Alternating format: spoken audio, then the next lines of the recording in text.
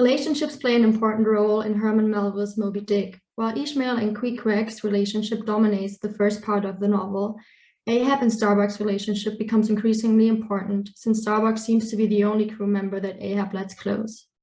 In this paper, I will explore the similarities that they share and the differences that set them apart.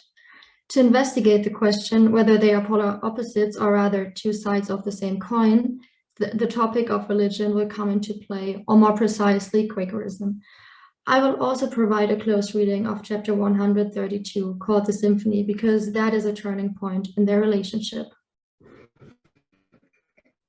But before diving into the relationship between Ahab and Starbuck, I want to focus on Quakerism. Quakerism is a denomination of Protestant Christianity, and Quakers assume that everybody has the ability to experience the inner light, meaning that there is a God in everyone. More interestingly, Quakers also reject war and violence. They advocate for peaceful solutions to resolve conflicts. This is manifested in the peace testimony.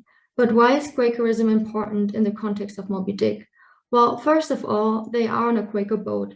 And most importantly, of course, Starbuck is a Quaker. Also, the act of resistance against Ahab's suicide mission is central to Starbuck's struggle, who has to abide the peace testimony, which forbids physical resistance for Quakers.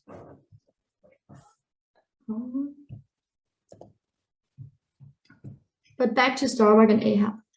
In the beginning, the two of them are portrayed as polar opposites. While Ahab is this obscure and godless captain that everybody fears, Starbuck is a lively chief mate, that good man and pious. He's a Quaker who serves as the voice of reason and caution, trying to persuade Ahab to abandon his obsessive pursuit of Moby Dick. As Goering says, Starbuck is embalmed with inner health and strength and interior vitality. He seemed prepared to endure in either polar snow or torrid sun. He stands out from the other crew members like a one-man garden enclosed, and is the lone dissident from a heathen crew. His status as the only religious person on board of the Pequod makes his belief an identity marker that defines his personality in contrast to the others. Ahab, on the other hand, clearly is an ambiguous character, fittingly described by Captain Peleg as a queer man. Captain Ahab, so some think, but a good one. He is a grand, ungodly, godlike figure who is a poor old whale hunter and a king at the same time. During their voyage, Captain Ahab becomes increasingly monomanic in his pursuit of the white whale and is willing to risk the lives of his crew members to achieve his goals, while Starbuck represents a pragmatic view on the issue of whaling. Starbuck wants to hunt down whales to fulfill the purpose of their journey, to gather as much sperm as possible. He also believes that the safety and well-being of the crew must take priority over Ahab's personal vendetta. But how is their relationship portrayed? From the minute on that Ahab reveals the real purpose of their voyage, Starbuck knows it's a suicide mission. He recognizes that Ahab will not kill Moby Dick, but the other way around, highlighting Starbuck's rational mind. Addressing his worries, however, only enrages Ahab. While Ahab has openly insulted Starbuck in a previous argument, he refrains from insulting Starbuck during their fight, indicating that Ahab is respecting Starbuck, even in these early stages. Still, he remains unimpressed by Starbuck's objection of his mission, since the captain is well aware that Starbuck is now under his command. Starbuck, because of his Quaker faith, cannot seek vengeance or initiate a rebellion against Ahab, since this opposes the pacifist principle. Ahab says, quote, "Starbuck is now mine, cannot oppose me now, without rebellion," unquote. Sorry. Starbuck feels that the hunt for Moby Dick has tied him to Ahab. It ties him with a cable he has no knife to cut. His Quaker belief and the pacifist principle are the reasons why Starbuck insists on trying to convince Ahab peacefully to stop his suicide mission, relying on resistance but without force, on war but with Christian kindness and faith. But even besides his desperation and fear, he pities Ahab. although hate is the dominant feeling. Still, he sees through Ahab's obsession. To Starbuck, it is not an adventure. He still believes in providence and begs God to keep him.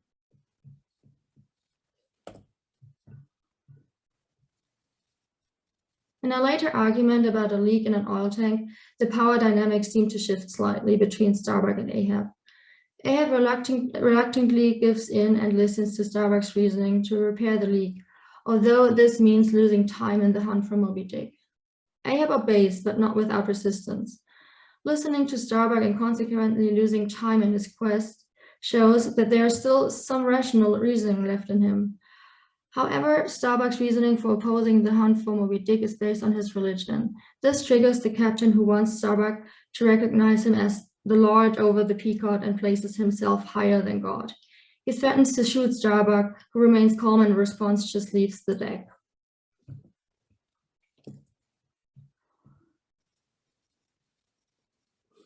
The aversion peaks in chapter 123. Starbuck has the chance to kill Ahab, but refrains from doing so. However, this foregrounds his inner dilemma. It is difficult for him to resist, especially since he knows that killing Ahab would bring him back to his family and save him and the crew, contributing to a greater good. He starts questioning the existence of God, crying, "Great God, where art thou?" In the end, his belief in God is still strong, and he takes a step back from action and does not kill Ahab. He trusts God and his providence. This seems to seal the deal for Starbuck. He knows he cannot do anything other than trying to verbally convince Ahab to stop his hunt for Moby Dick. He would have to undergo an internal revolution and abandon his belief before he can actively pursue an outer revolution against Ahab, something which he's not ready for. Starbuck continues to question the existence of God and begs, quote, "Great God, but for one single instant show thyself."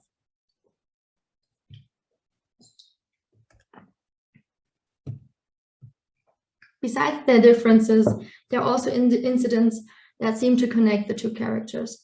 There are early indications that Ahab once might have been just as ordinary as Starbuck. In the ongoing recount, we learn that he later has lost his sanity after Moby Dick had dismasted him. Ahab is stuck. He cannot move on from this character-changing encounter. But it seems like there was something different before. He was somebody different before that. He also has laid dead for 3 days. Ahab obviously resurrected from it, indicating that Ahab has left his old self behind and has been reborn into a new person after this mysterious incident. Starbuck seems to hint at that after Ahab raises his musket at him during one of their fights. He auspiciously tells Ahab, quote, "Thou hast outraged, not insulted me, sir, but for that I ask thee not to beware of Starbuck.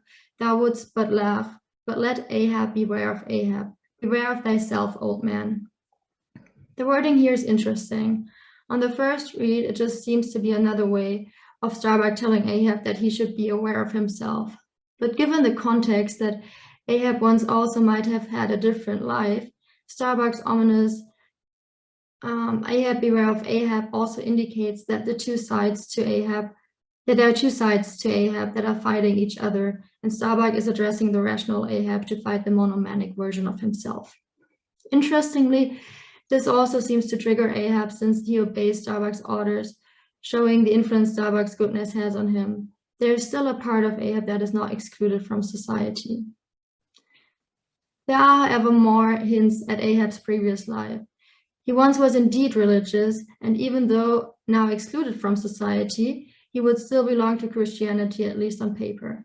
What makes me think that they are even more similar than the previous encounters make us think is Friedrich's and Goering's idea that Ahab once also might have been a Quaker.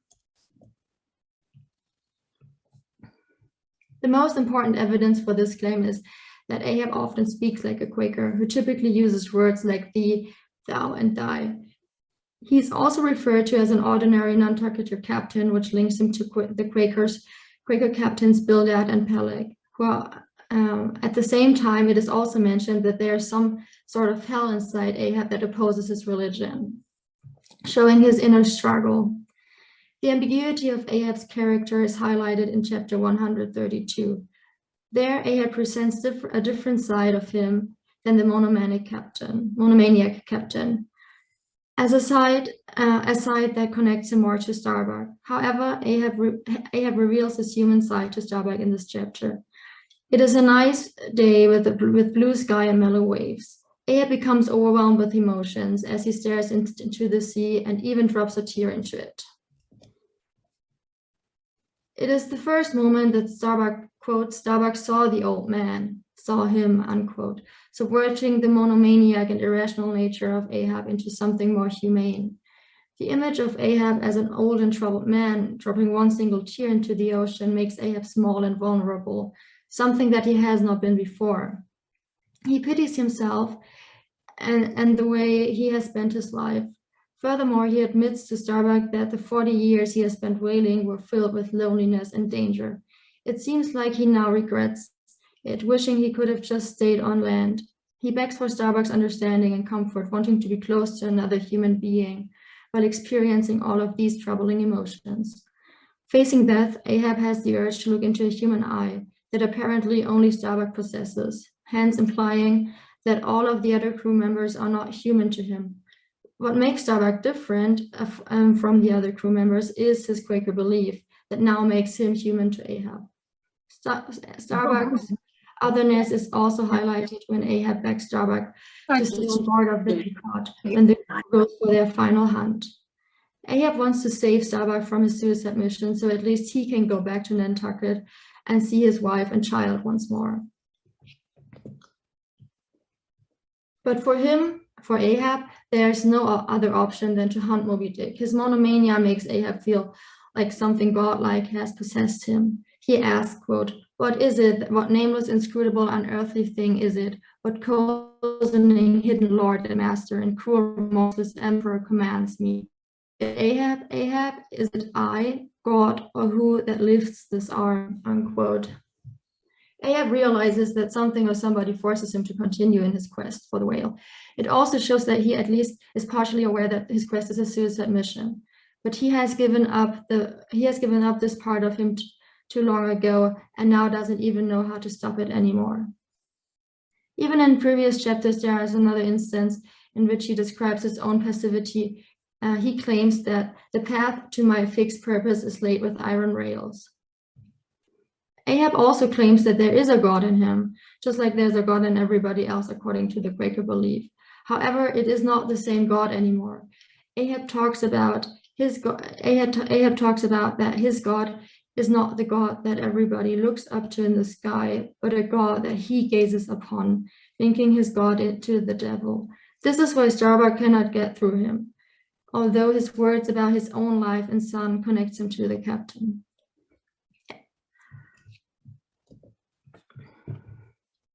In the end, Ahab and Starbuck are rather close. Ahab tells Starbuck that of late I felt strangely moved to thee. Ever since that hour we both saw, thou knowest, what in one another's eye, unquote, and makes peace with him by shaking his hand after they've spotted Moby Dick again. Ahab knows that this encounter with Moby Dick might as well be his death and starts to say goodbye. It's important to him to make peace with Starbuck, which shows the respect he has for him now, since Starbuck is the only one who gets this treatment from the captain. Also, Starbuck exclaims his respect for Ahab, saying, "Oh, my captain, noble heart, go not, go not." In their final fight against the white whale, Ahab exclaims, let not Starbuck die," showing the closeness they now share. Ahab and Starbuck are an unlikely pair. Starbuck is the only dissident from the heathen crew who are one and all with Ahab. They never oppose him when it comes to Moby Dick.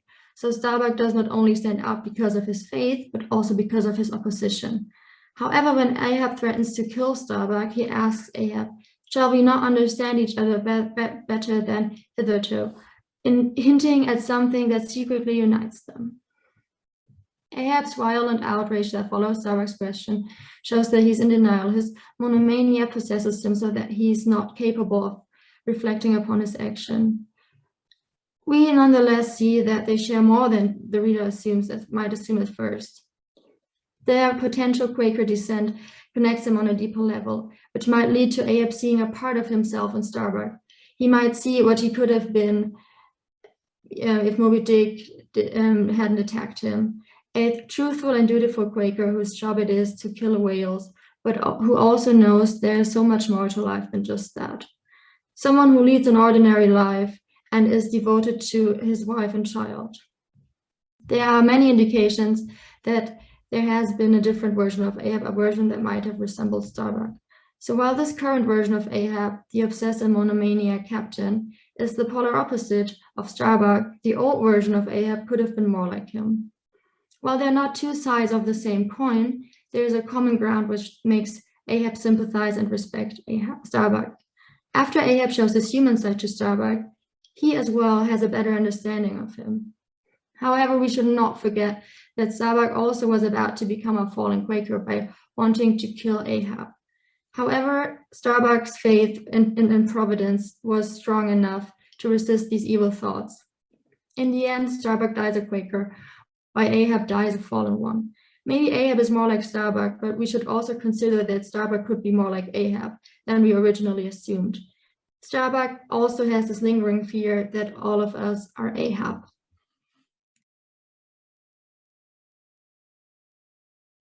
So, at first, we all have to know who is Friedrich Nietzsche. Friedrich Nietzsche is a German philosopher and also one of the most famous philosophers of all time, and his ideas can be seen like everywhere in literature, TV series, cinemas, or even in games that we play. And the reason why his ideas can be seen everywhere because his ideas were extraordinary rather than the classical philosophers, and even to this day, his ideas are still a matter of debate. His different personality was not too far away from humanity. Everyone could have experienced one of his ideas in their life, and this is why Nietzsche is one of the most popular philosophers of all time, because everyone could have experienced it in some part of their lives.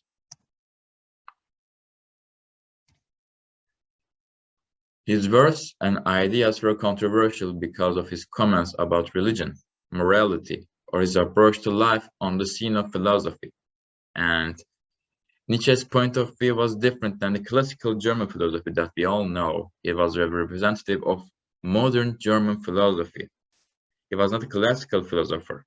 The difference that he had made him interesting for us, especially the modernist ideas that he had. Because before Nietzsche, the philosophy that we all know was different. Of course, there were some exceptions, but philosophy that we all know was kind of high-class thing that people would interest. And Nietzsche changed it. It made for everyone. It made philosophy equal for everyone. And now I'm going to talk about master and slave morality, which is a kind of debateful because it is hard to understand for people. Master and slave morality can be seen in Moby Dick with two characters, Captain Ahab and Starbuck, which they are totally opposite of each other, and they both represent one side of morality. This morality dilemma is a representation of ancient approach to the morality, and it is a criticism of today's moral system. Master and slave morality is one of the most debateful ideas of Nietzsche. The reason why it's debateful is about the problem of humanity. Religion is a common thing in our lives today, and our moral system is actually based upon the religious affairs. But Nietzsche rejected this idea. Nietzsche was thinking like Darwinist ideas, much more like natural ideas. And that's why he believed that slave morality is a threat for humanity's advancement. Because of that, he believed master morality is important for our society's advancement. And according to Nietzsche, masters are strong, fearless, and adventurous. Also, they are ready to misfortune in their lives, which can be associated with Captain Ahab. And Ahab is the representation of Nietzsche's master morality in the book. His acts make us understand the perspective of Nietzsche. And according to Nietzsche, we are all still animals who are living in the modern cities.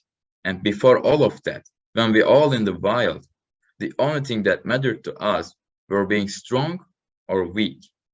And Nietzsche's master-slave morality is based upon this idea, like a nature that we are all living in. Are you strong or are you weak? This is the important thing to matter for Nietzsche. So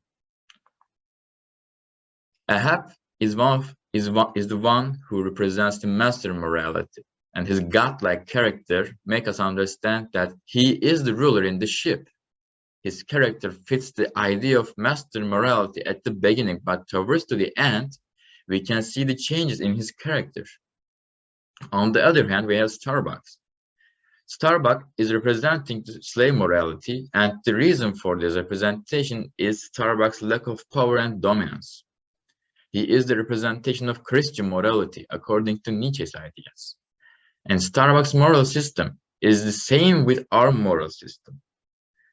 And these two characters actually the most important characters in the Moby Dick for me, because they are a representation of Nietzsche's ideas in much different ways.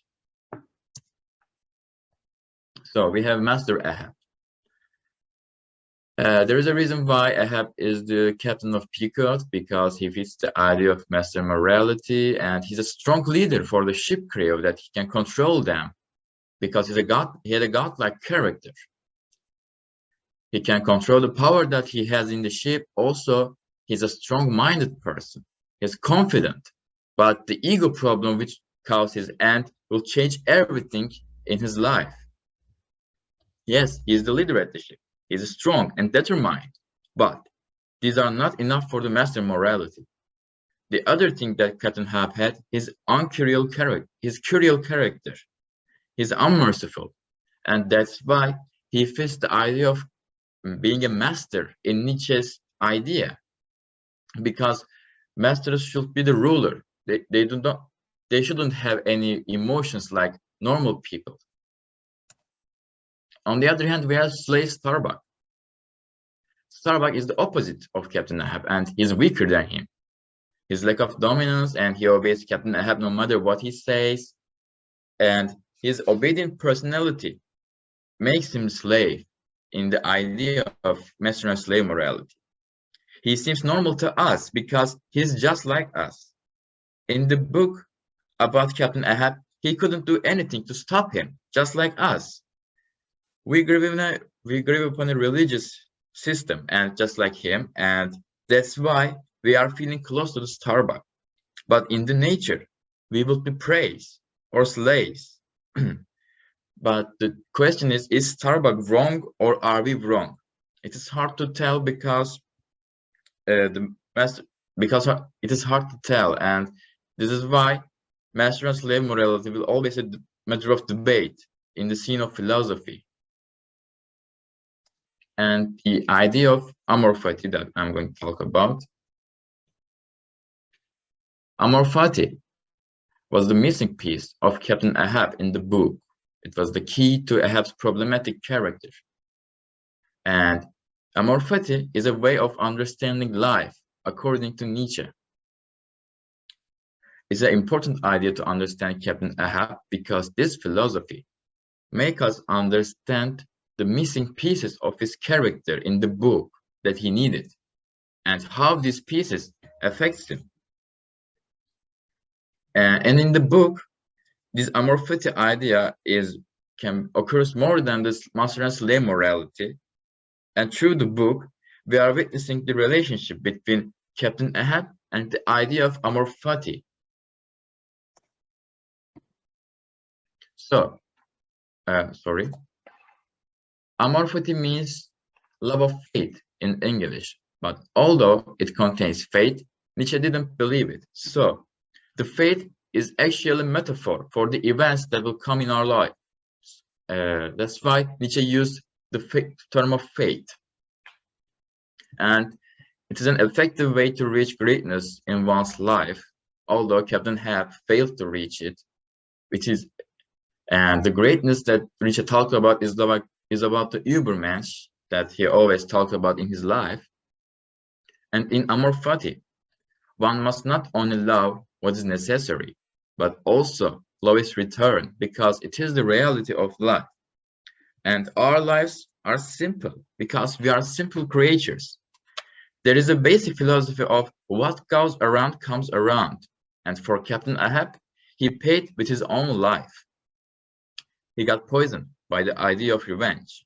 But the only thing that he needed was acceptance. And acceptance is one of the major keys of Amor Fati. Also, it is one of the hardest things for human beings because of our ego. And being adaptive is the other keyword of Amor Fati. Since every human is just like an animal in the wild, they have to adapt themselves to every situation. It can be physical or emotional, but it doesn't matter, because every experience is an adaptation for humans. And Captain Ahab's biggest problem was about acceptance and adaptation. And these two important problems make his end in the book. Apart from these two big problems, there are some minor problems that can be seen in his character, and I'm going to talk about them. But first, I'm going to talk about Amor Fati. And Captain Ahab failed to being adaptive, and nature is also curial like masters. So it followed Ahab. And in Amor Fati, we can say that time is a flat circle, and everything that happens in one's life will happen again. Different people, different places, but at the end, same events. And that's why acceptance and adaptation is important to reach the idea of Amor Fati. And idealism is one of the minor things that's why Ahab is suffering. Nietzsche was against the idea of idealism because he thought that idealism made people blind while they're trying to achieve their goals. And blindness of someone who is idealistic wouldn't notice anything that goes around him, which made him isolated from the world. And the problem of idealism, it can be seen by Captain Ahab. So he's representing the idealistic people who are lost in their voyage. At the book, we can see how Captain Ahab was blinded by idealism. He closed himself to the world, and his close personality slowly dragged him to the death. And he couldn't see it because idealism made him blind through his voyage. Through the voyage, we can see that how Captain Ahab became obsessed about seeking revenge and how idealism changed him. There are a lot of things that changed Captain Ahab during his voyage, and idealism is one of them. And idealism is connected to the person's ego. And Captain Ahab is an egoistic person who is blinded by idealism, because at the beginning of the book, Captain Ahab introduced by saying the godlike character that he has. And Captain Ahab's problem of ego slowly develops in the book and starts to change his attitude against the ship crew, against the nature, and that's why it becomes dangerous for him. And idealistic people are not able to see the reality in the world, which make them weaker through the time. So the problem of ego is actually much more dangerous, because when the ego problem comes out, you slowly start to lose yourself behind the ego mask. Eventually, this mask makes you distracted from the reality that you're in. Captain Ahab is a godlike character, and his ego led him to his death, which is the only real thing, even if you're wearing a mask. Captain Ahab's godlike character and ego made his idealism much more dangerous, and he was not able to control his ego anymore, or his emotions. That's why Amor Fati was to cure his poisonous character.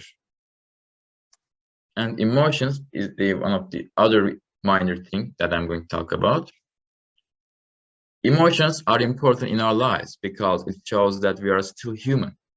Although there are some negative effects of emotions, which lead one to make wrong decisions, So, if humanity wants to avoid from wrong decisions, they must suppress their emotions according to Nietzsche.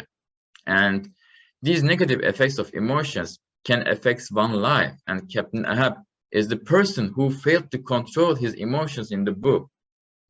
And we all know that emotions are important in our lives, but there are some emotions which are strong and hard to control. In the idea of amor fati, controlling emotions is crucial because it is one of the greatest weaknesses of humanity. In Nietzsche's ideas, controlling emotions are important because this weakness may change everything in one's life. And the emotion that I'm going to talk about is the grudge. Grudge is the emotional problem of Captain Ahab after his traumatic experience, his godlike character damaged by whale. And grudge is one of the most dangerous emotions since it can change one's character through time, and it also can affect one's mental health. And in the book, readers are witnessing how Captain Ahab's grudge affects him and make him blind in the book. Captain Ahab's grudge is connected to his idealist personality, and which is connected to his ego, and these connections are representing the problems of Captain Ahab's character. And it can be said that problems of Captain Ahab make him not suitable for Nietzsche's ideal human. To sum up, grudge is the most dangerous emotion, and once it took the control, it is hard to get rid of. It starts to grow in our inside, and through the time, it affects our character. Ego and grudge makes it dangerous, and once grudge took over you, you're stuck in the past, and the more you are stuck in the past, the more you change, because living in the past is just like a drug that leads you to death. Captain Ahab was living in the past, feeling the grudge all the time, and this emotion weared him slowly. He was a master, and he wanted to stay as a master, but he wasn't adaptive. He refused to accept. And at the end of the book, he wasn't a master, neither a slave. He was lost in the darkness. He was taken over by grudge, and he was blinded by idealism. So, at the end of the book, there was no Captain Ahab. There was somebody who wants to be Captain Ahab again. And Nietzsche found the cure for people who are lost like Captain Ahab. And amor fati is the guiding light for the ones who are lost in their life. And in the book, Captain Ahab is the representation of lost. Nietzsche was lost too in his life, and he found his own way to cope with life. He tried to find himself again, and he wrote his voyage during that experience. The problem of being lost is represented with Captain Ahab, and that's why he is the most interesting character for me. I felt a connection with Captain Ahab, and not just me. Anyone who are lost in their life would feel connection with Captain Ahab. And Nietzsche's ideas are ideal for Ahab and lost characters, and especially amor fati that I'm going to talk about. Because even in the book, we can see the idea of human versus nature, and humanity cannot win against the nature. Humanity must be one with the nature. Just like the idea of amor fati, one must be able to face with the consequences of their actions, because it is the only way out from darkness to reach the light. All right, so my presentation is about fate and character agents in Moby Dick. Fate is usually a recurring theme in many narratives, and what is particularly interesting is its relation to character actions and decisions. It is usually difficult to assess whether it affects characters on a first read. It is often also unclear whether it is intended for fate to be a legitimate actor or only appears to be such. Fate in Moby Dick appears fairly early on in the novel and is present throughout the rest of it. Fate is used by the narrative to establish a frame for the plot. It is presented at the beginning and it outlines the tragic event that closes off the book. However, it is unclear whether it dictates the character's own actions. fate is explored through the actions of two characters, Ishmael and Ahab. And here's where I ask the question, is fate the sole driver of their actions, or do emotions take the predominant role? I would argue that Ahab and Ishmael are driven by their emotions, which represent a more tangible reasoning behind their actions. Furthermore, they mistake their own desires for fate in order to justify their actions. From Ishmael's meeting with Elijah to Ahab ignoring signs that his actions and desire will lead to failure, I'll present why fate only appears to be an illusory actor.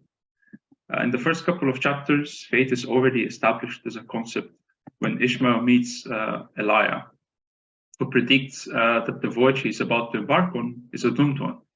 Elijah, which is a name of a prophet from the Old Testament, already knows more about the voyage, and he warns Ishmael that it is all fixed and arranged already, and some sailors or other must go with him. Meaning to say that whatever is about to occur on the Pequod will occur anyway, and that some men must go with Ahab, hinting at the idea that some will have to die. Despite this fate coming to fruition later on in the novel, and the tragic end does indeed occur, it does not influence the character's own actions and decisions.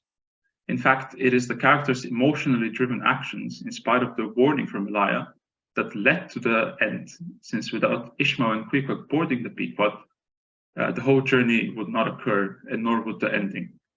While fate does correctly predict the events that will happen, it does not say what the characters must do, how they should do it, or when. All of these decisions come down to the individual characters driven by their own emotions.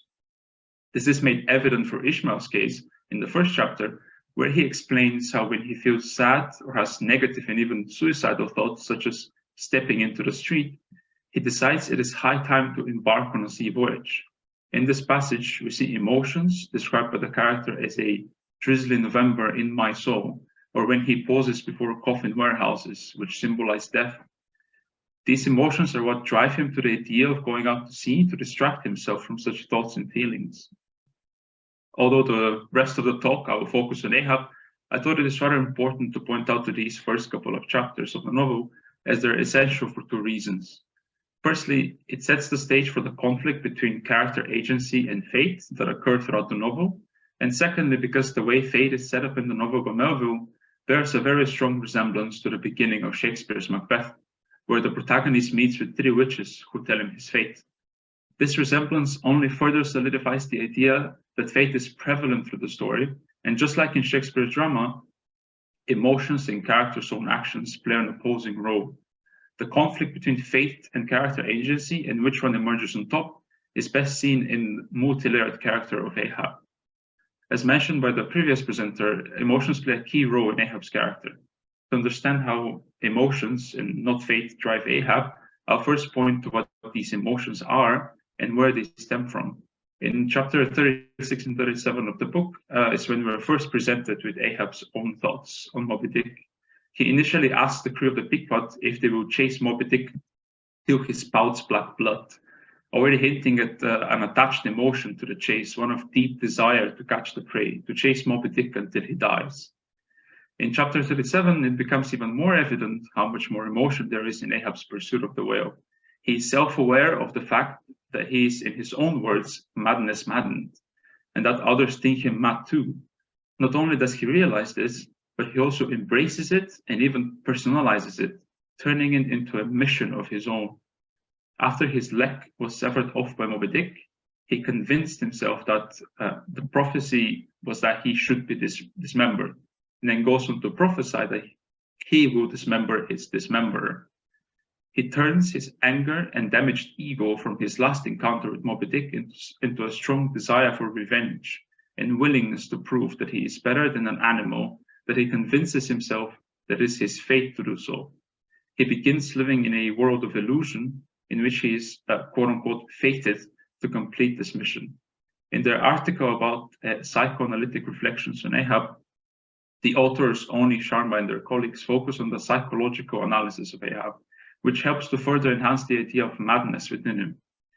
The article draws on Foucault to outline Ahab as a mad person who has separated himself from society. First, he does so by being on the long ship voyages, separated from society at large, and on a more micro level on the Pequod, by confining himself to his cabin for the most of the journey.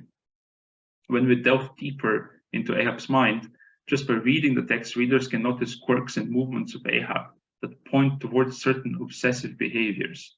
For example, on multiple occasions, Ishmael notes how Ahab would stand in the same place on the ship with such precision that there is a dent in the ship from Ahab's ivory leg.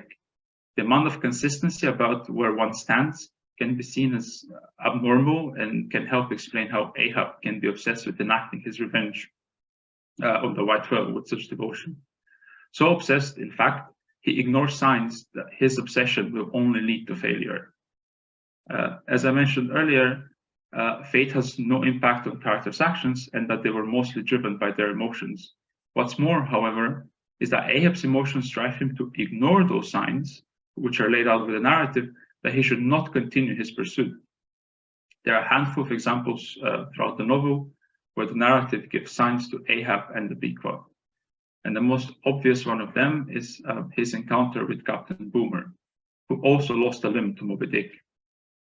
Captain Boomer has a more rational view about Moby Dick in that he does not seek revenge on the animal.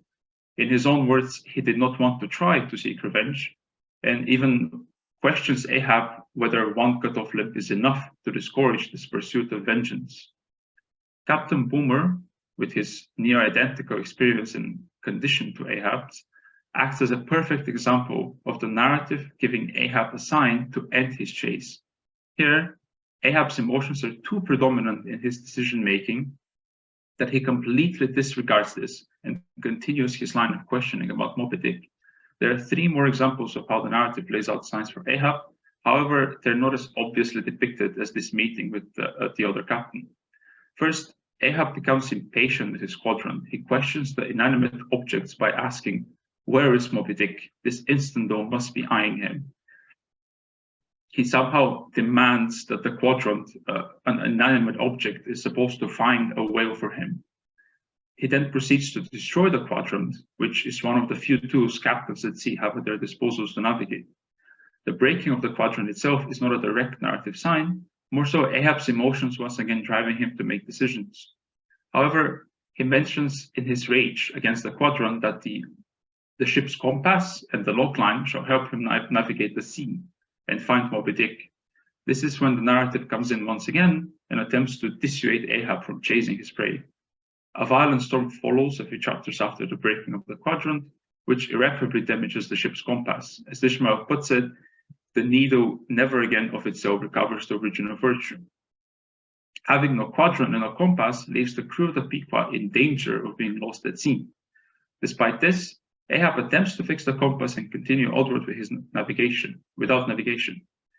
Lastly, in the following chapter, we see the logline also being destroyed, as Ahab points to the three mishaps and says that I crushed the quadrant, the thunder turns the needle, and now the mad sea parts the logline.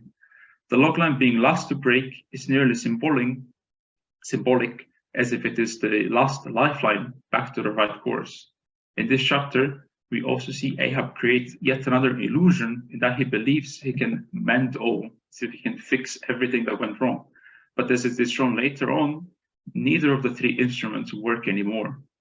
Due to Ahab's unquenching desire for vengeance, he's unable to see signs that the narrative lays in his way to stop him, nor can he accept defeat as he tries to find ways around those signs.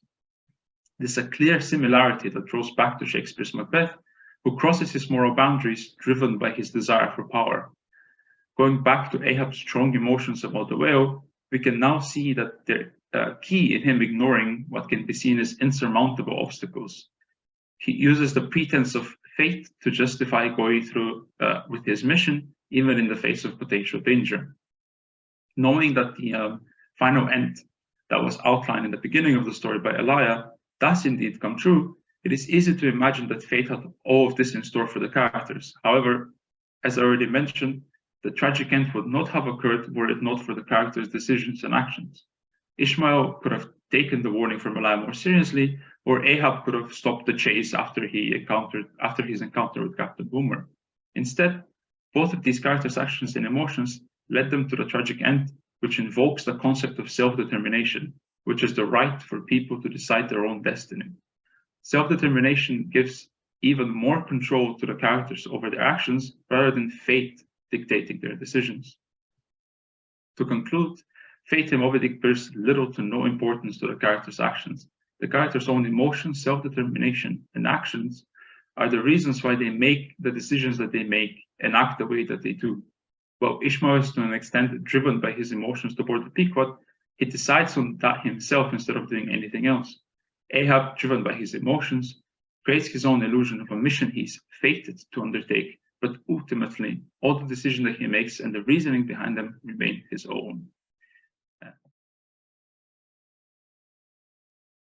With your permission, I would like to start my presentation by answering a question. What is the force or phenomenon that makes us wake up every morning, that makes us look forward to the next day, that makes us excited to go somewhere and do something?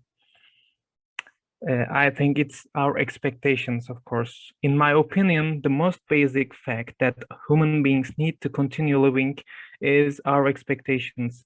Without our expectations, our goals became meaningless. We lose our enthusiasm to do things. And the power that causes us to wake up every morning to continue living is lost.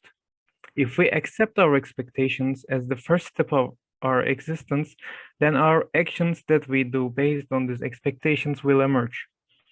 We take action in line with our expectations and try to achieve our goals. To give an example of this, we get up every morning to go to work, gym, or school because we have expectations from these institutions. These expectations can be things like gaining general knowledge, or chatting with our friends, gaining competence for the job we want to do in future. As a result, our expectations force us to take actions to act accordingly. As outcome of these actions, we get some returns, that is, the results of our actions. We may achieve results that are either good or bad, sometimes as we expect and sometimes unexpectedly, but ultimately we will have progress. That's the important point. Achieved something and gained experience. So, what happens when all these processes are over? As human beings, we naturally do not feel satisfied and set sail for another expectation, because these expectations are fundamental concepts that give us the power to continue. When we analyze existential works or Herman Melville's Moby Dick, we often see this theme and the cause-effect relationships that follows it. To analyze these themes, we can look at the three main characters of the book. These characters, of course, are Ishmael, Captain Ahab, and the Moby Dick, the white whale. Firstly, let's focus on the character of Ishmael, the narrator of our novel. Our narrator, Ishmael, appears as a dreamy young Platonist character who is tired of the monotony of daily life. He wants to chase new pursuits, fed up with the boringness of land life, and indulge in the idea of overwhelming freedom of the sea. His expectations are the biggest factor that guides Ishmael's actions. It was his expectations that drove him to first Nantucket and then to the Pequod. Tired of the meaninglessness and monotony of life on land, Ishmael wants to immerse himself in the waste waters of the sea and experience something different. Although he has no experience, he aims to get on the very dangerous whaling ship. In line with his expectations, the first action he does is to get away from the land. Even if he dies in the end, he thinks it will be noble that he will die as a heroic sailor, very different from life on land. However, the situation he encounters is not at all what he expected. The whaling ship he boarded with very big dreams is no different from the land. That ship is still a piece of land floating in the sea. There he encounters the complex and hierarchical structure of the land. He embarks on a journey where all the crew will die except himself. And as a conclusion of all the events, the experienced Ishmael survives by clinging to the coffin of his best friend on the ship. Here we can see how the chain of expectation, action, and results work for Ishmael. In addition to these, it is possible to examine the character of Ishmael in terms of absurdism and Albert Camus' work, The Myth of Sisyphus. Ishmael, the narrator of Moby Dick, and the Sisyphus, the protagonist of the legend of Sisyphus, are the two characters who continue their lives with constant expectation and seek a meaning for their existence. Both Sisyphus and Ishmael are portrayed as lonely figures existing on the fringes of the society. The myth of Sisyphus uses the allegory of a king Sisyphus, a figure from Greek mythology who was condemned to repeat the task of pushing a boulder up a hill forever, to show us that life can be absurd and meaningless, but that life can still be sustained by expectations and hopes, and that this is a courageous act for absurdists. The perspective that questions the meaning of life in this way brings us the concept of absurdism. By emphasizing the absurdity of life, Camus leaves us with one question: what is the point of living if life is so absurd? The absurdity here actually lies in the conflict between expectations and realities, actions and consequences. It is a conflict that can be described as humans constantly being in a state of expectation and pursuit, and the results they receive from their actions being indifferent and impartial outcomes from nature. The absurd hero is aware of these conflicts in life, confronts them, and accepts them, but despite all the absurdity, they do not give up on their expectations and actions. This is because taking these steps to survive allows them to maintain control over their own existence and gives them a reason to believe that life must continue to be lived for it to be worth living. In conclusion, when we evaluate both Ishmael and Sisyphus, we see characters who try to go beyond their fate with every action they take. And as a result of these actions, when they thrive a new expectation, we see experienced characters who are no longer the same as they were before. Another character we can examine is, of course, the Captain Ahab. Captain Ahab is one of the central characters of the novel and represents one of the main themes of the novel, which is the pursuit of controlling one's destiny. Ahab is a sailor who is blindly obsessed with his greatest career goal, which is to hunt the great white whale. His monomaniacal desire for revenge against this whale has blinded him to reason. Ahab is physically strong and determined, but he is suffered by deep loneliness and a dark passion in his inner world. Having lost his leg in previous encounter with the white whale, Ahab is driven by a sense of defeat, and this feeling of loss propels him towards a monomaniacal expectation and adventure against the white whale. Ahab's obsession reaches a point where he acts illogically. He sees all the creatures in the sea as enemies, and he shows a merciless attitude towards them. In his quest for revenge, he sees himself as a crusader, and he convinces himself that this crusade is against the embodiment of evil and Satan himself, which is the white whale. In the chapter titled The Quarterdeck, Ahab nails a gold to the mast of the ship and drags his crew along with him towards his personal mission. This is not an ordinary whale hunting vessel, but rather a crusade prepared for Ahab's personal revenge. The most of the ship's crew, together with Ahab, disregard the indifferent power of nature and sail towards that in pursuit of the mission they have set for themselves. In this sense, another similar story could be example, which is Stephen Crane's The Open Boat, where we can also see an indifferent crew and tragic end. In conclusion, Captain Ahab, with his personal vendetta and actions, takes steps that will result in his and his crew's death. He becomes a victim of his own personal vendetta in the end. Those who will gain experience from this story will be the ones who remain and listen to this story. Another important character in our story is undoubtedly Captain Ahab's archenemy, the white whale, Moby Dick. The white whale appears as a manifestation of nature's indifference towards humans and everything else. It depicts the possible consequences of our actions when we go against nature. And it also shows that our expectations and desires have no counterpart in nature's eye. As Stephen Gray says in his poem, a man said to the universe, "Sir, I exist. However," replied the universe, "the fact has not created in me a sense of obligation." Thus, we see that the universe and nature are neutral and indifferent to human actions. In this novel too, the white whale can be seen as a source of evil, like Ahab, or as a source of all beauty, but it will continue its life indifferently in the vast oceans, regardless of anything. In some contexts, the white whale also resembles Spinoza's natural God. Spinoza's concept of God belongs to a philosophical movement known as pantheism.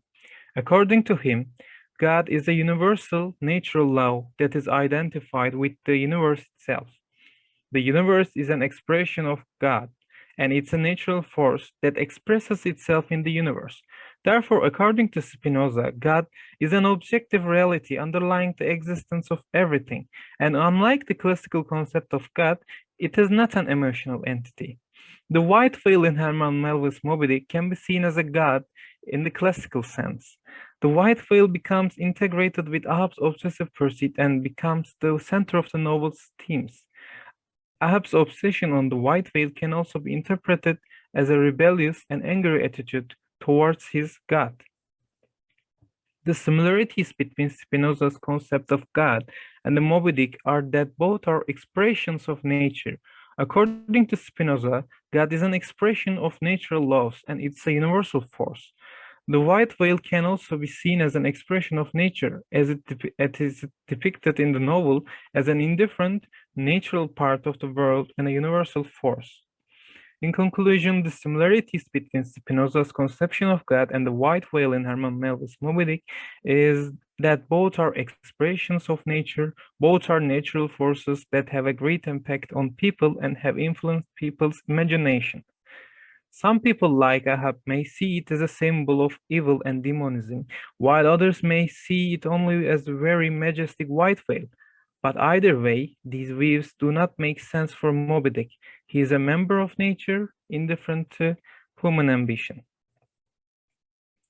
To summarize everything so far, the main idea is that one of the most important factors that shape a person's life is their expectations. And as a result of their subsequent actions, we see that they become experienced and emerge as a different and more experienced persons than before, for better or worse. When we analyze Herman Melville's Moby Dick, we see characters and themes that develop based on these themes. While the character of Ishmael reflects thus the actions and consequences of modern man's search and expectation, Captain Ahab reflects the dangers of monomaniacal desires and how the desire for revenge can lead a person and his followers to collapse. On the other hand, the white whale, representing an indifferent God and nature, shows us how temporary we are and how fragile and small our personal troubles and desires, our desire for revenge and our goals are in the face of the greatness of nature. Thank you.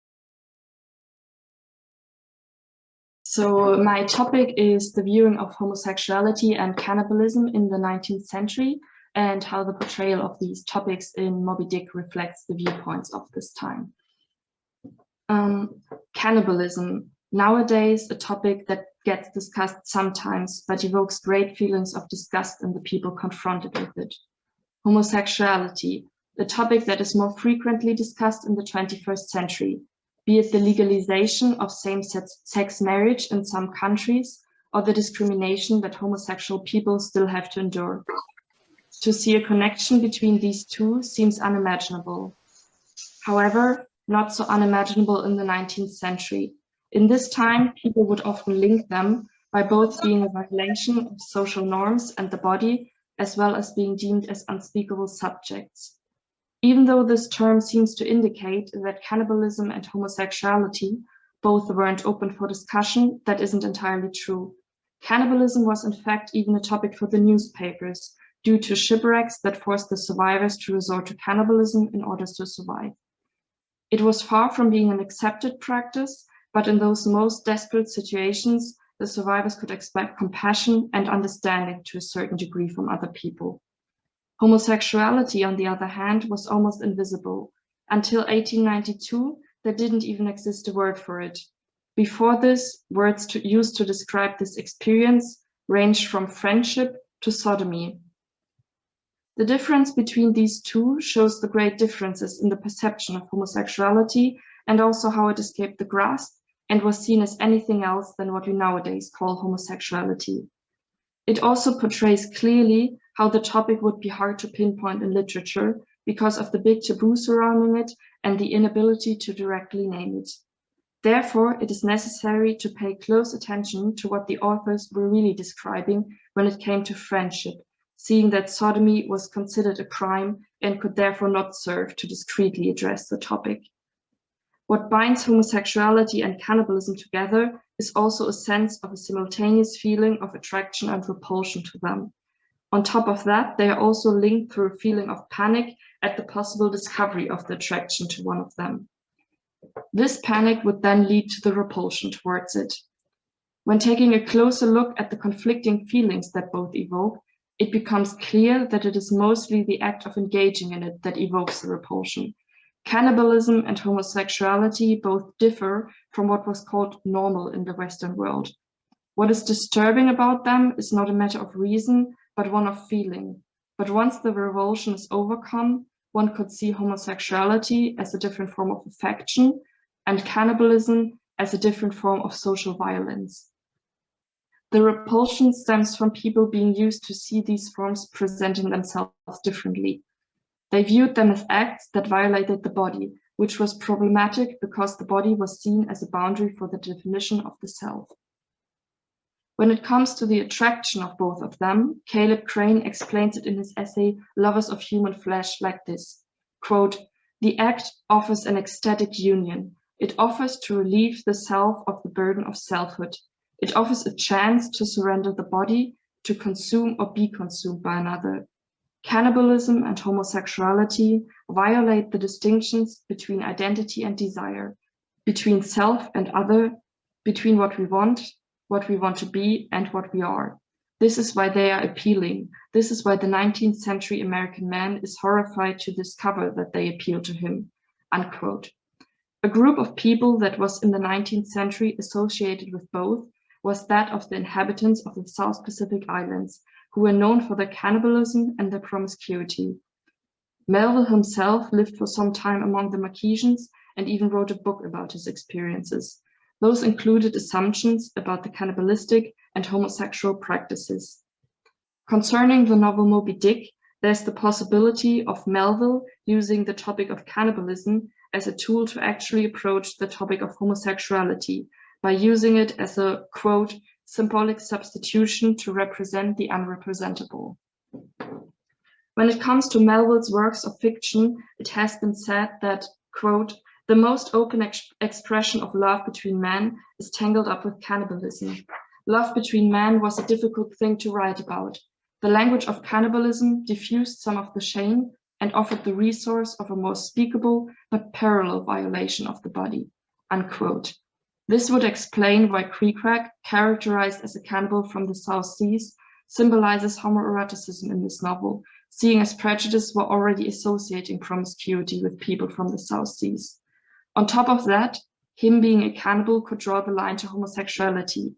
This might seem far-fetched, but as already mentioned before, the connection between cannibalism and homosexuality was very prevalent in the 19th century. One very famous painting that you can see here on the left that intertwines these topics in the other way around is Le Radeau de la Méduse. It depicts the story of the shipwreck of the Medusa and the survivors that only made it out alive by resorting to cannibalism. Although looking at this picture, one can't see cannibalism even being hinted. Despite being without food and water for a dozen days, none of the men show any signs of inanition, and on top of that, they are painted nude or without many clothes and draped over each other very affectionately. The cannibalism was represented by physical intimacy between nude men. We're now taking a closer look at the relationship between Ishmael and Creecrack, as well as their respective characters. One can see that Creecrack, being a cannibal, is not only a way of hinting the homosexuality, but also crucial for Ishmael being able to bond with him like that. After sharing a social smoke with Creecrack and him declaring that they are now married and he would gladly die for him, Ishmael thinks to himself, quote, "In a countryman, the sudden flame of friendship would have seemed far too premature, a thing to be much distrusted. But in this simple savage, those old rules would not apply," unquote. Queequeg, being a cannibal, allows for Ishmael to accept this friendship. The wording of their new formed close friendship shows that there's a deeper love hinted than that of a mere friendship. And because they are, as Ishmael states, married in Queequeg's country's phrase, there's the possibility of him loving Queequeg in a way one cannibal would be able to love another. That it is also the fact of Queequeg being a cannibal that attracts Ishmael to him gets even more clear when he is thinking about what it is that draws him to Queequeg. Quote, "Wild he was, a very sight of sights to see, yet I began to feel myself mysteriously drawn towards him, and those same things that would have repelled most others, they were the magnets that thus drew me. I try page and friend, thought I, since Christian kindness has proved but hollow courtesy," unquote.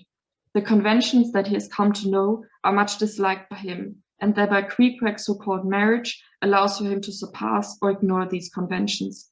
In fact, the comparisons of their friendship to a marriage are abundant, be it Ishmael commenting the way Queequeg is hugging him when he wakes up with, quote, "You had almost thought I had been his wife," unquote, or casually comparing the way they are sleeping together with marriage vows, thinking, quote, "Sleeping as he was, he still hugged me tightly, as though naught but death should part us twain," unquote, as well as comparing their evening talks to those of a married couple, while hinting that him and Queequeg sent at the beginning of this journey with the words, quote, "Man and wife, they say, there open the very bottom of their souls to each other, and some old couples often lie and chat over old times till nearly morning.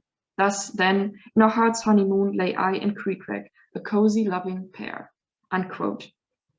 Now remembering that the word friendship would most likely be the one in this time used to portray and describe homosexual encounters, the mentions of marriage and the comparison explicitly to Ishmael's and Queequeg's friendship shows quite clearly what is portrayed through them. Another aspect that needs to be mentioned is the length of the exploration of the relation between Ishmael and Queequeg. Their first meeting is in chapter 3, and not until chapter 21 do they board the Pequod. With Queequeg, there's lots of interaction described that Ishmael has with him, whereas in the following chapters, it sometimes isn't even made clear what exactly Ishmael is doing during what's happening. Seeing this contrast shows that the narrator Ishmael deemed these situations as very important to his story. To further understand how their relation to each other is influencing Ishmael in particular, the connection between homosexuality and power has to be examined more thoroughly. When keeping in mind the views of the 19th century, Ishmael's love with Queequeg is impacting his bodily and spiritual identity. Ishmael is well aware of this and articulates this feeling when he wakes up in Queequeg's arms. He is thinking about a time from his childhood in which he had an experience where he imagined his hand not to be his own, which evoked a feeling of fear in him.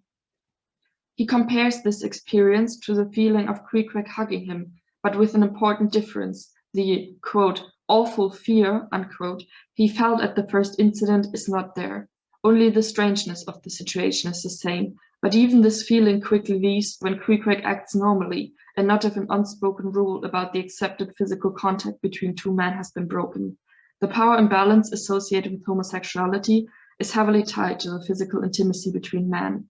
It implied a loss of control over the body, and following that, a compromising of the self and a disintegration of the identity. But Queequeg's reaction allows Ishmael to see this loss of control differently. There are no negative connotations to that for him. The same power dynamics were also seen in cannibalism. The mere wish to participate in cannibalism can be seen as a want for power, and the act itself a demonstration of power over the other person. Although there's a thing called affectionate cannibalism, where the act of it is serving the purpose of helping the remaining person through the death of the deceased one, cannibalism is primarily viewed as execution of power over the other one. As it becomes clear that both topics are heavily intertwined with power dynamics, it should be analyzed how these show in the relation of Queequeg and Ishmael. Queequeg, as a cannibal not bound by societal limitations, is also presented as the person executing the power over Ishmael. He is put into the masculine role, whereas Ishmael is described as his wife, but it is far from being judged as negative by either of them. This way of pairing them together gets interpreted by Kellenbold as follows, quote, in pairing Ishmael as wife and Queequeg as husband, Melville reverses racist nativist narratives insofar as a white man subordinates himself to a non-white one. During these moments, Ishmael symbolically disidentifies with Americanness and thus becomes more capaciously democratic, unquote. The way Queequeg is characterized fits to the existing prejudices about inhabitants from the South Seas, but this interpretation shows that this doesn't necessarily have to indicate that this is viewed as something inferior to the way the American man is acting.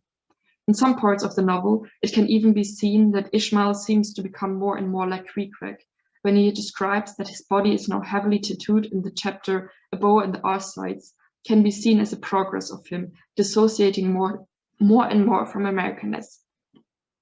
In this chapter, he also addresses himself by the name of Ishmael 3 times on the same page, pointing at one hand to himself and at the other hand to the change that he went through. The change that his name symbolizes can be seen in the very first sentence when he instructs the readers, quote, call me Ishmael, unquote. With the transformation of his body, he seems to cultivate and embody what Queequeg embodied with his looks, a cannibal outside of societal norms.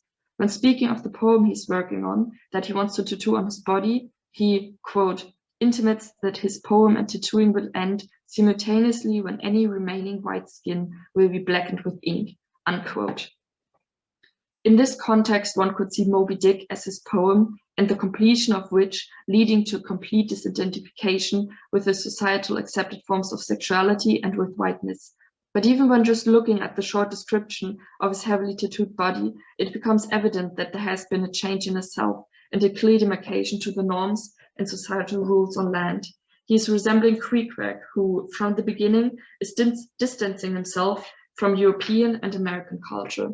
This indicates that there has been a disintegration of his former identity, but there is no negativity associated with it.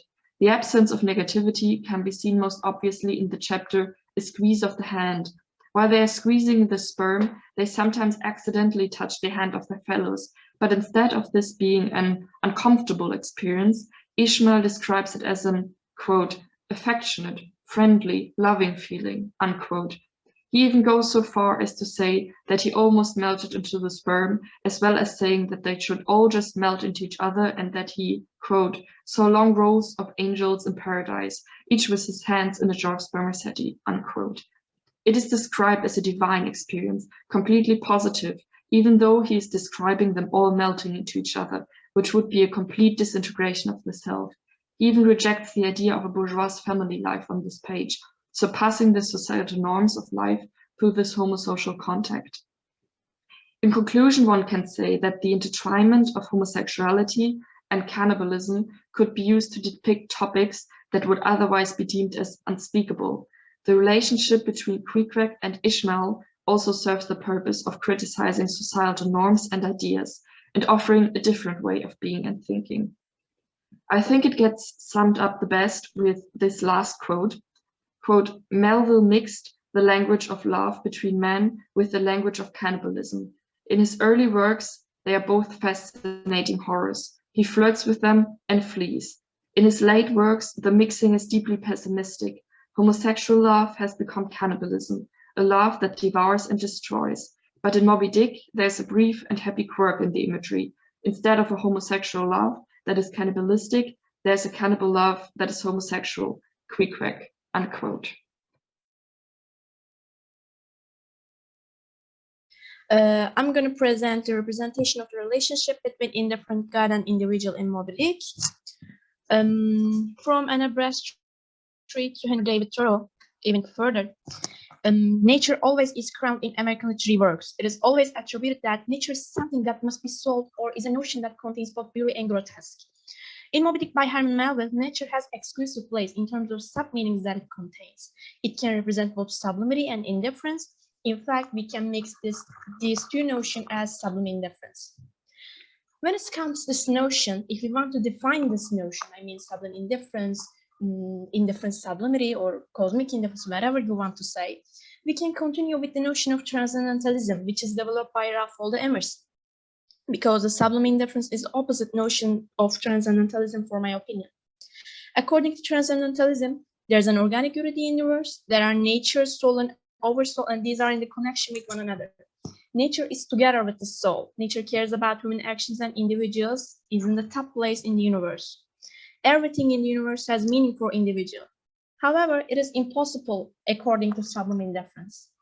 For it, nature is independent from human actions. It has immense power and it does not care about individual or individual's actions. Human has no important place in the universe. In fact, human crash under this power. This sublimity does not arrange his attitude according to individual. However, keep in mind, individual must arrange his attitude according to sublime indifference if he wants to survive in this world. Individual's actions are role of indicator that decide his lifespan actually. In Moby Dick by Herman Melville, we can see the situation thanks to these two main characters, Captain Ahab and Ishmael. Captain Ahab and Ishmael are the characters that have different point of view about nature, which this is the representation of the sublime indifference. Also, we can say as it's saying the indifferent gods. By examining these two characters, we can clearly see how human attitudes towards nature affects individual surviving situation. As an example for this indifferent sublimity, I want to read this poem. A man said to the universe, "Sir, I exist." "However," replied the universe, "the fact has not created in me a sense of obligation."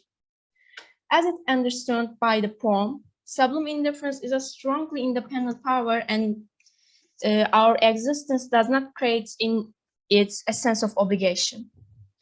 When it comes to main characters that encounter this indifferent sublimity, Captain Ahab and Ishmael represents two different sides of surviving against this sublimity.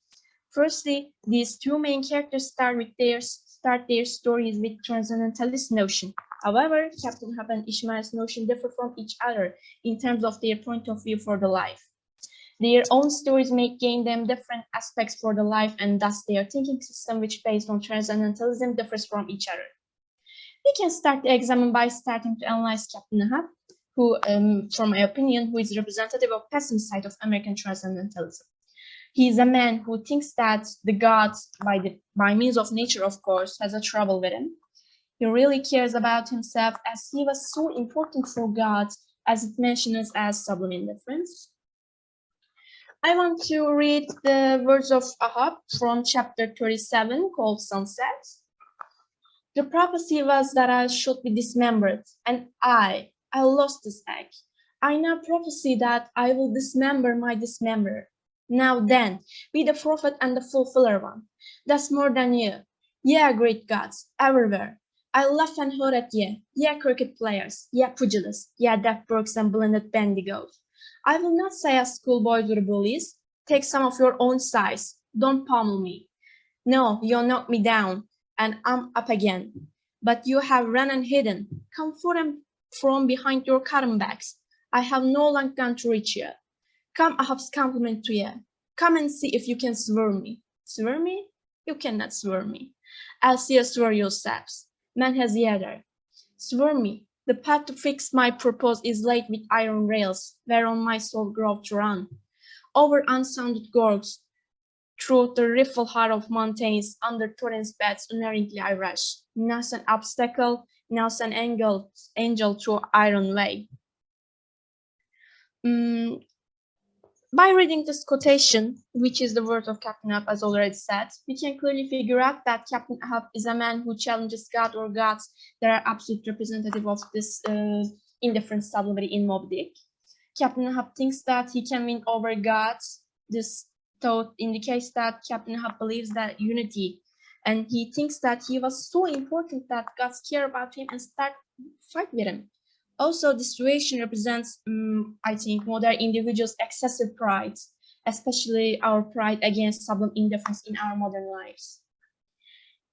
Proof for Captain Ahab is a man who has a trouble with the sublimity and his excessive pride, which is the product of seen as a godlike man for his physical appearance.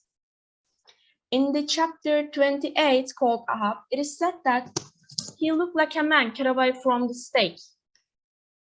When the fire has overrunningly roasted all the limbs without consuming them or taking away one particle from their compacted age robustness, his whole height, broad form seemed made of solid bronze and shaped in unalterable mold, like Selenus past Perseus. As it's in the quotation, Ahab has a physical appearance which is statue-like, like unhuman. This physical appearance interpreted that this description emphasized Ahab's inspirational yet dictatorial strength along with his unswerving monomania, which dooms the entire crew as well as himself. When it comes to white whale, Moby Dick, this animal representation of Ahab's challenging with indifferent gods, also we mentioned as sublime indifference. In chapter 36, the quarter deck, Captain Ahab's quest for Moby Dick reveals Ahab's monomaniac character, as well as the relation of Ahab's desire for overwhelming the god that is completely indifferent for him in reality. However, Ahab's monomaniac attitude prevents seeing the truth. Due to his perception towards the nature, Captain Ahab does not see that he is going to prepare his own endings. As it's seen, Captain Ahab is representative of the pessimist side of transcendentalist side.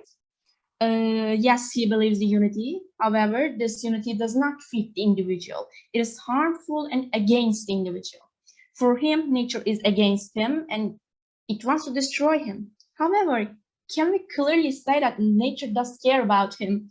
He fights with nothing actually, because the nature does not arrange itself according to Ahab or another one.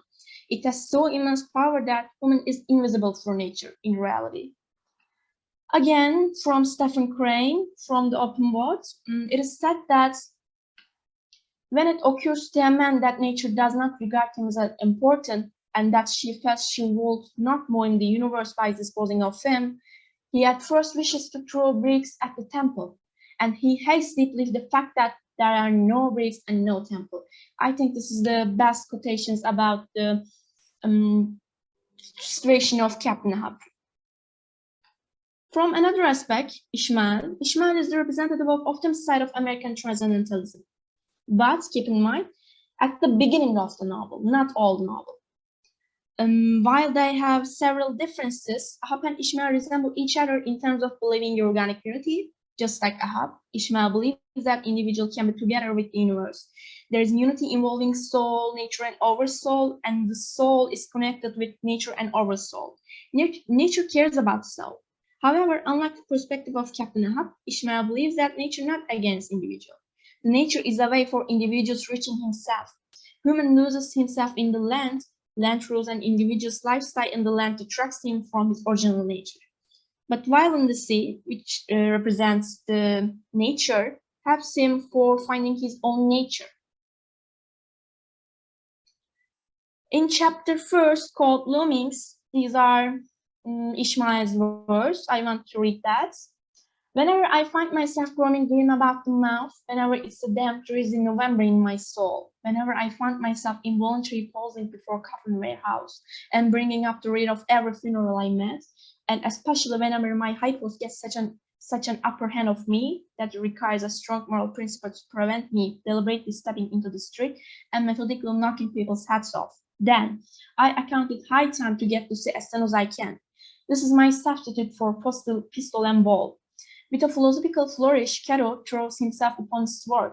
I quietly take to the ship. There is nothing surprising in this. If they but knew it, almost all men in their degrees, some time or other, cherish very nearly the same feelings toward the ocean with me. As we seen in the quotation, Ishmael sees the sea, the nature, as an escape from the land and its rule, as well as a way for human self-discovery. Also, in this quotation, we figure out that Ishmael suffers from existential nausea. It means that Ishmael is not able to find the correlation with life. The quotation that read is example for that. He observes the world so romantically that he cannot see the absolute truth about life. With the existential nausea that is trouble for Ishmael, Melville clearly proves that transcendentalist perspective is a provision for individual's mindset and its correlation with the life. It intoxicates man from day to day. When it comes to Ishmael's attitude towards nature, unlike Captain Ahab, he does not want to challenge the nature. The sublime indifference. Actually, he wants to understand it. He thinks that he is able to understand the nature and be together with it. However, the nature, which has an immense power, does not care about Ishmael as well as it does not care about Ahab. In fact, it would be funny to think such an immense power does care about a creature that has no privilege or power but just living, which is also important for this indifferent sublimity. But as we say, keep in mind, yes, Ishmael starts his story as an optimistic transcendentalist with innocent thoughts such as being together with the nature. However, this situation does not continue with that. In the following chapters of the novel, Ishmael turns into shipwreck, as my lecturer said in the introduction to novel class. Actually, I interpreted this situation as Ishmael's awakening from daydreaming. He realizes that there is no nature that wants to be with the individual because nature has already a unity which does not need a human being. It does not accept human guests. By realizing that, shipwrecked Ishmael saves himself from the roots of romantic transcendentalist perspective which drags him into a whole delusional obscurity. Furthermore, perhaps the death of the all crave except Ishmael is the representation of saving himself from him delusional notions. To summarize, Herman Melville clearly shows us that delusional thoughts which are resulted from transcendentalist and romantic notions are poisonous for individual. Yeah, there can be a God. However, this God is no Christian God or transcendentalist God. There's an only God that is completely indifferent for human actions. In Moby Dick, Herman Melville depicts this understanding of God by using nature. By showing two different sides of transcendentalist individual, Herman Melville proves that human cannot be together with the nature, whether the individual is pessimist, optimistic, or whatever he wants to be. The only surviving way against the nature is accepting its power and living according to its rule. Because you cannot fight with the indifferent God, as well as you cannot make a peaceful negotiation with it. Human being should break his pride and knows his true value in the whole universe. Captain Ahab could not succeed in this section, yet Ishmael realized the truth and came to tell us all the things happened. Not evolving a fight which is already destined for a bad ending for him is the smartest for an individual. And I only am escaped from alone to tell thee. Thank you. Before the presentation, the word in the title of my presentation, that is transcendental, suggests domineering masculinity, which oppresses femininity to prove masculine power. And that is the way as mostly used in feminist theory. So I want to make sure this clarification because there are various connotations for that word so that you can easily understand what I'll be talking about. So I'll be talking about the ways in which the hunt quest as a phenomenological experience illustrates the idea of the oppressed femininity and the oppressor masculinity between the whale and Ahab. So I'll be starting with expansionism and masculinity in the spectrum of making oneself and continuing with American Adam, Moby Dick, and Sartre.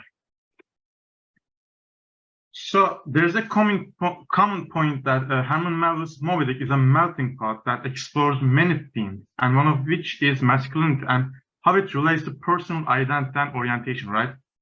And from the start of the novel, we can see that Ishmael is deeply influenced by masculine archetypes and believes in the idea of the dominant male. And when he feels psychological torture for the things removed at the very onset, he finds himself to have participated in the male-oriented crew with no effeminate body within. And when you think of it, this may have something to do with the expansionist policy after America had gained its independence from England, because with the emphasis on new beginning, this notion caused the emergence of a term called American Adam, that is, being new on earth and isolated with the new prospect of freedom to live by, after the fall from heaven, obviously. So the novel space hosts this kind of profile when Pico sails into unknown seas, making it possible to deduce that the crew is isolated enough, self-made and self-preserved. But clearly they are creatures of their own making to prove something that they are capable of doing anything, just like Adam, rooting in American nation in the 19th century. Thus, the notion of American Adam. Well, the source and introduction to Moby Dick that Richard Broadhead notes in reads that the American expansionism in the 19th century is one of the consequences from its independence from England, or we can call it God in this sense, because with its symbolic aspect of American Adam, America went its way to prove and develop its newly created national identity, like proving that it is quite capable of doing anything, just like Adam with a fresh start after the fall.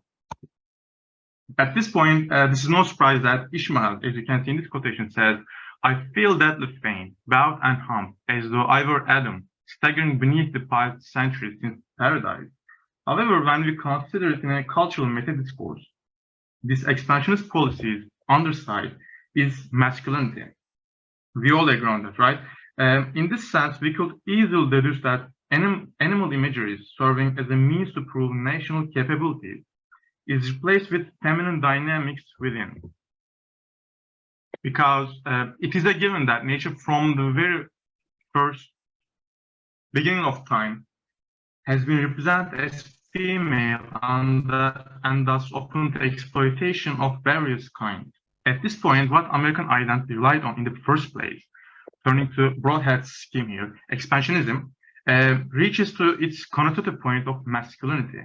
In this equilibrium between expansionism and masculinity, Ahab's quest reflects the ideal of American identity, which is bound to a supremacist hierarchy in social and historical context, because Melville is not an exception, considering the following quotation of Joseph Boons. He says, critics have demonstrated the degree to which Melville's writing often reveals a sensitivity to issues of gender, to the uneven power dynamic, to the reclamation of attributes conventionally associated with femininity. And after all, Ishmael says, whaling is imperial, just before he also says, butchers we are, that's true. And here we are reminded by Carol Adams' book, Sexual Politics of Meat, arguing that any violent action imposed on meat suggests on a symbolic practice, just as much violent act on women buried in collective psyche. Therefore, I am of the opinion that Moby Dick as a novel is quite befitting this meta-narrative without any female voices. And this is something Melville's zeitgeist wanted to reflect, because any typical novel, as Benedict Anderson says, befits all the substances to provide technical means for representing the kind of imagined community that is the nation. So what I understand from this accumulation of quotations or statements is that in America's endeavor to prove its capabilities is the undercurrent of promotion of masculinity at the same time. Like Adam rules out Eve after its freedom from God/England. And unfortunately, with all the connotations on freedom, be it national or personal, it is common that one's freedom means the other's restriction, right? And in people's homosocial activity to hunt the whale, then we are witnessing very typical notion of free patriarchy, and it's just as much typical consequence as restriction or oppression imposed on femininity. And this fact is illustrated on a pragmatic reflection in the white whale's restriction due to Ahab's engagement in his vengeful pursuit. Here, Ahab's masculine freedom in the quest not only symbolizes the categorical imperative of androcentrism by balancing the expansionist policy through male emphasis in the novel, but also says a lot for female oppression in the process of expansionism. By the way, here I should mention that I'm not claiming that the whale represents any specific female body, but rather in the experience, it abstractly symbolizes femininity that masculinity rules out in the ideal community.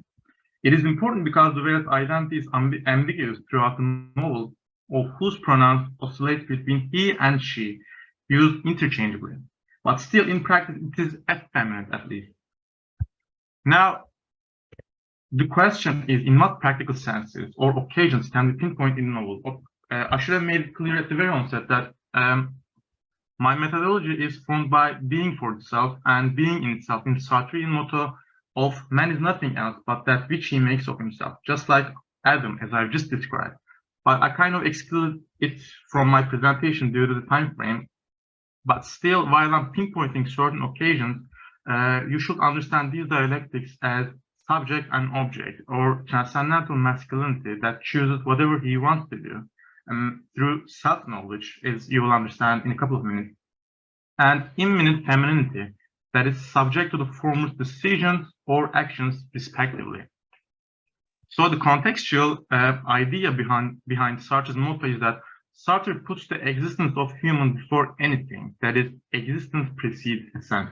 Therefore, for the sake of freedom to make himself, man must form his actions and likings by choice as a subset of self-knowledge. In order to achieve this, one key thing becomes personal desire.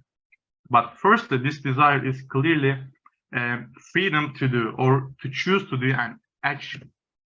After all, desire expresses this endeavor. And Ahab says in this fashion, "What I've dared I willed, and what I've willed I will do. They think me mad. I am madness maddened, that wild madness that's only going to comprehend itself. The prophecy was that I should be dismembered, and I lost this leg, and I now prophesy that I will dismember my dismemberer." It is very simple and concrete, but at the same time, Ahab makes himself with a certain purpose, standing out from any other captain that hunts with a usual pattern of conduct. In other words, he has a purpose and thus his choice to make himself rich. And of course, as we are familiar with, in a figurative form, desire comes with elusiveness that merges the concept of creating the autonomous self with ing as a token that will never be, like being on an unreachable horizon, because only the elusive desire here allows any room for free action and existence in the process, which is subtle but present in the novel, and it is closely associated with the white whale's skin. The white whale's skin is what Sartre calls smooth whiteness of a woman's body, because smooth whiteness is like a water, defines the subject's appropriation and thus ensures this process of making oneself. That is why Ishmael shows consensus on the skin of the whale's elusive quality. And similarly, that is why he also said the whale must indefinitely run away, as often happens, or he also describes her as unnearable spot. This elusiveness buried in the whale's extraordinary complexion ensures Ahab's and the nation's free existence. Of course, it is at the expense of femininity here. And on top of that, this is a male desire at play here. And just because existence happens in the domain of the other, unfortunately, it also lays the foundation of violence while the subject makes himself, because the urge to know the self turns into the urge to know the other, but without the other's awareness. And this is a privileged violence. At least Michael Fleming states this. In the important part, he said, the endorsement of physical violence is firmly situated in a realist narrative of retaliation and is temporarily limited to the general view that man makes himself through action. And although there is more than one violence we can pinpoint, I want to give the most prominent example, which Sartre is quite renowned for. It is voyeurism.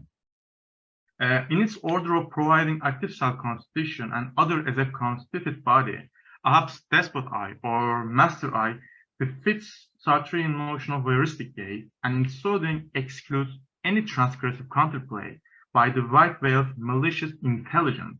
Because, you know, in voyeurism, the object is unconscious of the subject's action. Therefore, it ensures the constitution of the subject itself in the safest way possible, just like desire. Now, I will give two examples, one from Sartre and the other from Melville. And I want you to focus on the manner in description. Sartre says, what is seen is possessed. To see is to deflower.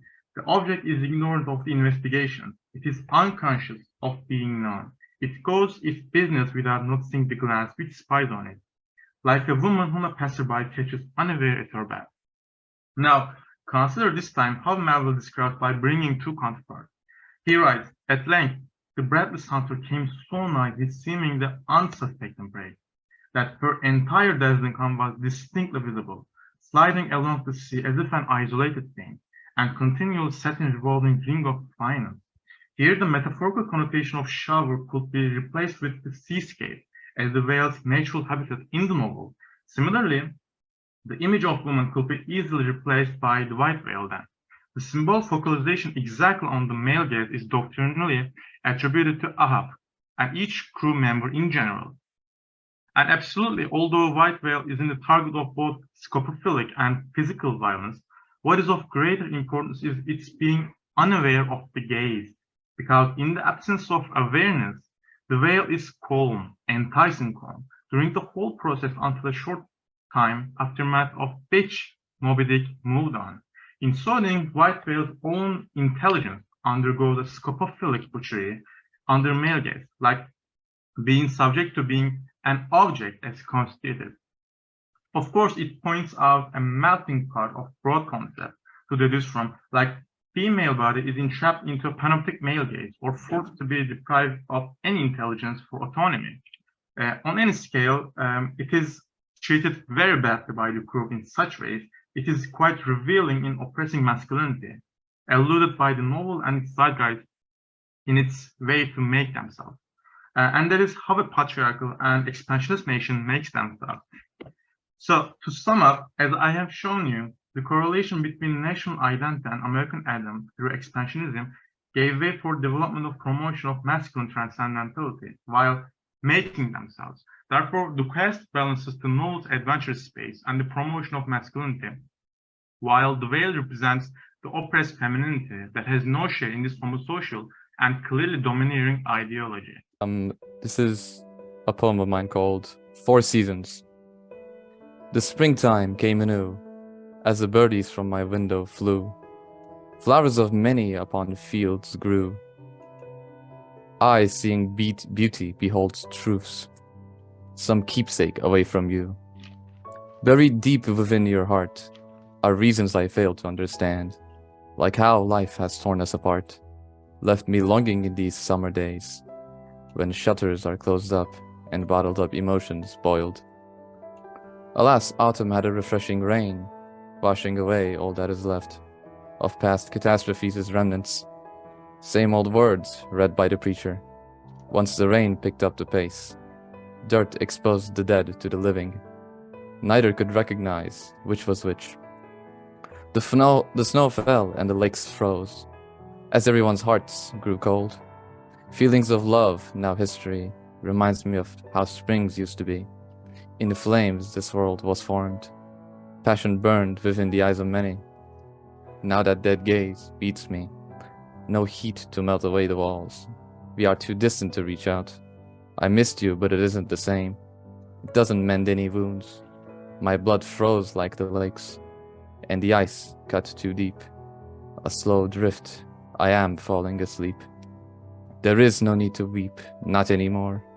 As the chair ended its creaking, the last lines were written, and the heart had stopped beating. It took a year to write, but a century to forget.